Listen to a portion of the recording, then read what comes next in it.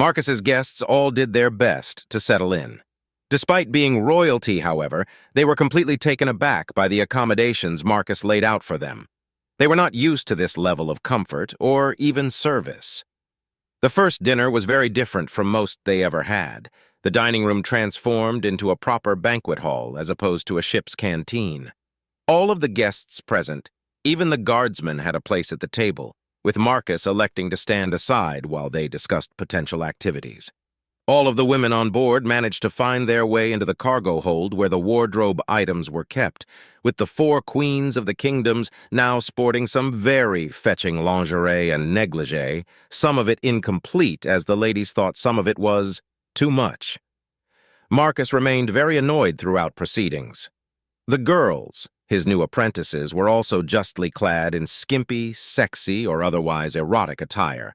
Ceres clad in little more than a pink string bikini, Jacqueline sporting a set of negligee with a corset, ignoring the bra.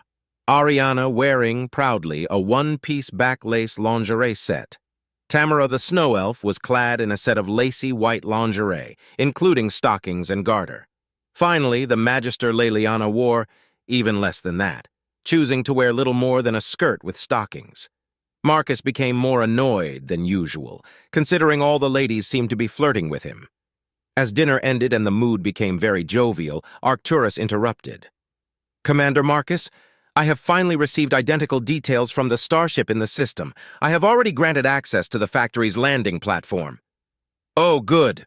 Who are they?" Marcus asked. Arcturus hesitated. "You aren't going to like it." "What is it now?" Marcus threw his hands up in exasperation. "Mechanicus Cathedral ship? A bioroid warship? What is it?" A scholarship, St. Mariah's Girls' Academy, piloted by one Corsair, Andrea Marie Wilkins, call sign Darkwalker," Arcturus responded. Marcus's face went blank, all the blood drained from his brain. In a zombie-like state, he walked into the closet nearby and let out a muffled but still ear-splitting scream of frustrated anger that echoed through the ship for a solid minute. "Arcturus, the hell was that?" Taurus asked. "The ship is an all-girls Astro Academy, specifically a long-term boarding school. The pilot of this ship, she's his ex," Arc said, a strange tone of happiness in his voice. "God damn it, why?" Marcus yelled angrily from inside the closet. "Oh, Cookie Bear, where's my big, strong, manly bear?" A very girly, cutesy female voice suddenly came through the comms. Marcus simply screamed again as the delegation erupted into laughter at Marcus's pet name. "I'm sorry, mistress, but Marcus is currently occupied, screaming at the sky, cursing his luck. Can I take a message?" Arcturus said. The woman on the radio laughed, somewhat sadistically, and her voice became more mature, controlled. "Oh, good. It means I'm not late to the party. You requested reinforcements, Arcturus?" "Yes, mistress. We have been unable to set up proper defensive networks or communications lines since the situation began. Would you please take care of the gaps in our system? Transmitting data now," Arc said as Marcus exited the closet.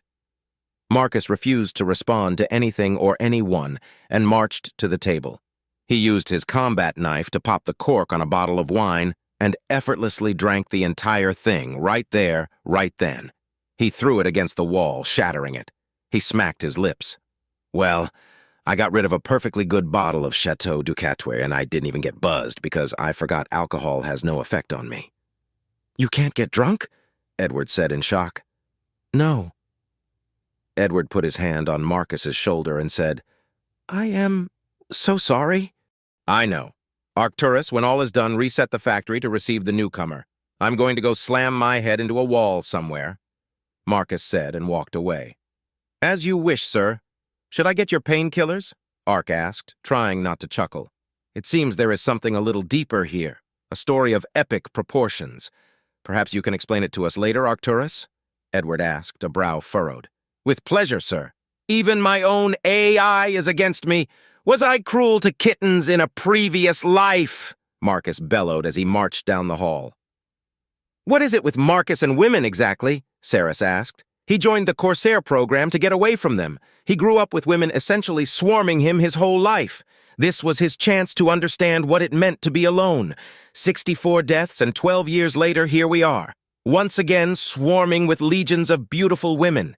It seems he cannot escape his inner demons." It is hilarious! Arcturus started laughing in a strangely sadistic, mechanical way. King Valerian raised a brow. Okay, so what? Is he crazy or something? Legions of gorgeous women available at all times, and he's upset about it? His father would be beating him over the head right now. May the void rest his soul, Arcturus replied, sternly. The mood took a sudden sad turn. His father? Hardcore career military, his entire family really, but his father especially, a veteran of 6 wars, 3 small regional conflicts in which he assassinated an entire diplomatic unit. And he was the last survivor of a massacre during the opening stages of the Shikandi Hive War. Unfortunately, the son followed in the father's footsteps. That boy is the only surviving member of his family at the moment. He's a bit bitter about it, Arcturus explained with a somber tone. So, what's with the women hate, then? Jacqueline asked. It isn't hatred or disdain, it's fear. He's afraid he carries his father's bad luck, and that will extend to his family after. We have spoken about this multiple times. His own involvement in regional conflicts. The marbling of a Shikandi Hive world. The death of his sister. He may be young, but he has been through hell. And, considering recent events, his only real attempt at finding peace has failed. Ark said, using his holographic screens to show some photos of Marcus's late family. What did he really come here to do? The story he told me has changed a bit, too. It's suspicious, Saris asked. The initial objective was to use the planet to build a garden world, a paradise planet. Then, when that was done, go through the motions of recovering his relatives' remains and rebury them here. In his words, to bring us back to one place so we can finally have the peace we fought for. It would appear that plan is on hold, Arcturus said, showing a picture of a coffin in the ship's cargo hold. Oh, wow. Ariana spoke, trying to come up with anything to respond to that. She simply bowed her head in respect, muttering a silent prayer. Well, that certainly puts his behavior into context, doesn't it? Taurus responded as he rubbed the back of his neck. Attention, attention. All personnel to stations. Intruder detected. Unidentified aircraft on approach. Arcturus suddenly sounded alarms, and the paladins jumped from their seats and grabbed their swords. Oh, did any of you gits bring a blimp with you? One of your mountain elf contraptions is on approach. Marcus's voice pierced through the alarms and sounded across the ship. I'm on my way, Edward yelled, heading to the bridge with his retinue in tow. Shortly thereafter, Edward was on the bridge alongside a clearly distressed Marcus, who was trying to calm his ship's defensive systems. Marcus used his ship to record the intruders and zoom in to identify the occupants, much to Edward's relief and astonishment. Oh my, this is most useful. Now what's this? He said, trying to figure out how the zoom works. Hey, wait. Minute. What's with the elf with the purple skin? Marcus said. Purple skin? Edward cried and shoved Marcus out of the way to look. There it was, crystal clear, a mountain elf ship crewed by a mix of Edward's people and the so-called blood elves. Chief among them, a young girl, just barely the same age as Saris, sitting atop a throne on the deck. Care to explain, Edward? Marcus asked, still leaning to the side at Edward's apparent insistence. We thought our blood elf brethren were wiped out, or at the very least too few to count. They must have responded to the moot call. Quick, let them in, Edward begged.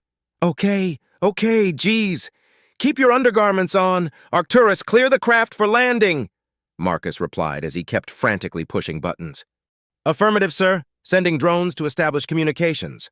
I must go meet them. I have so many questions, Edward excitedly yelled on his way out the door towards the main hangar. Well, that's interesting. Ark? Did you know about the newcomers? Sort of. These blood elves seem to have a greater connection to this magic thing. The sheer energy radiating from them is scrambling my sensors. We will need to manufacture some parts and upgrade the sensor array. I will get on it immediately, sir. Ark replied with a hint of frustration in his voice. Oh, geez. So flooded with magic, huh? Explains why she's wearing nothing but a crown, Marcus said and slammed his head into the console in front of him. You have to give it to the men of this world. Their capacity for self-control is absolutely incredible. All right, let's go visit the naked purple one, Marcus got out of his seat and met the party of elves who had already landed in the hangar with the help of a few drones. The kings were beside themselves with glee at the proof that their cousins were still around and healthy enough to actually present leadership, let alone royalty. A group of around 30 blood elves, including their queen, stood in front of the moot. "My name is Serena Albion. I am the elected queen and first royal of the Eldaris kingdoms. It's a pleasure to meet you all," she said with a sweet, flowery smile and bowed to the others. Marcus appeared. He took one look at her, rolling his eyes. "Oh, my aching head. Hello, I'm Marcus. I'm human. Hi. Hey, how you doing? Please excuse me, I'm gonna jump off a cliff," he monotone explained as he walked to the hangar's edge and casually walked off it to a sheer half-mile drop. The crowd gasped in shock. A few moments of deathly, horrified silence followed before a drone appeared, carrying Marcus upside down by his feet. "Sir, you cannot be serious. I thought it would work this time. What the hell am I supposed to do here?" Marcus angrily bellowed as he was carried along. "You can't die, sir. We have been through this before. I shall ready a nice hamburger for you."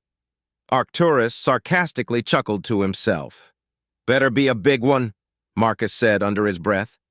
He looked at the new queen one more time. "Put some damn pants on, for God's sake!" he screamed angrily as he disappeared into the ship's bowels. Serena looked at the others quizzically. "Don't worry, we will fully explain everything in due time. Unfortunately, there is not enough space to accommodate your entire retinue. 3 guards, 2 advisors, maybe a family member as well. That is all that is needed. I shall make sure everything is taken care of. But first, are all of you hungry?" The assembled crowd nodded with extreme enthusiasm.